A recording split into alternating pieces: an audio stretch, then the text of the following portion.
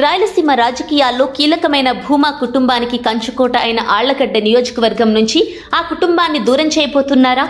గత ఎన్నికల్లో ఓడినప్పటి నుంచి ఇక్కడ భూమా అఖిలప్రియను పక్కన పెట్టేసిన చంద్రబాబు ఈ ఎన్నికల్లో ఆ సీటును జనసేనకు ఇవ్వబోతున్నారా?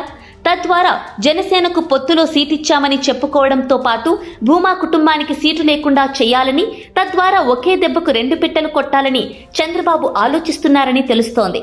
నంద్యాల జిల్లాలోని ఆళ్లగడ్డ భూమా నాగిరెడ్డి కుటుంబం అడ్డా. 1989 నుంచి ఇక్కడ 8 సార్లు ఎన్నికలు జరిగితే భూమా కుటుంబమే 7 సార్లు గెలిచింది. అందులో నాగిరెడ్డి భార్య శోభా నాగిరెడ్డి 4 సార్లు గెలిచారు. ఆమె హఠన్ మరణంతో కుమార్తె అఖిలప్రియ ఎమ్మెల్యేగా ఎన్నికయ్యారు. వైసీపీ నుంచి గెలిచిన అఖిలప్రియ తర్వాత పార్టీ ఫిరాయించి టీడీపీలోకి వెళ్లి మంత్రి కూడా అయ్యారు. అయితే గత ఎన్నికల్లో ఓడిపోయినప్పటి నుంచి చంద్రబాబు ఆమెను దూరం పెట్టేశారు. అఖిలప్రియను మంత్రిని చేసినప్పటి నుంచి ఆమె దూకుడు ఎక్కువైందని చంద్రబాబు భావిస్తూ ఉంటారు. దానికి తోడు ఆమెపై హైదరాబాద్లో భూ కబ్జా ఆరోపణలు వెల్లువెత్తడం, అందులో హత్యాయత్నాల వెనుక వెళ్లడం పార్టీకి తలనొప్పిగా మారాయని టీడీపీ అధిష్టానం భావిస్తోంది. అందుకే ఆమెను పక్కన పెట్టేందుకు కొత్త ఆలోచన చేస్తోంది.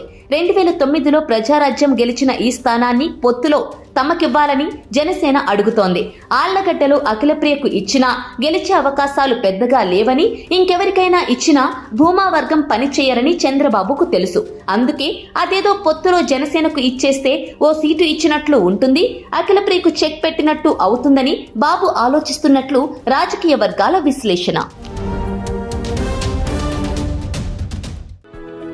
For more interesting updates, do like, share and subscribe to Volga News.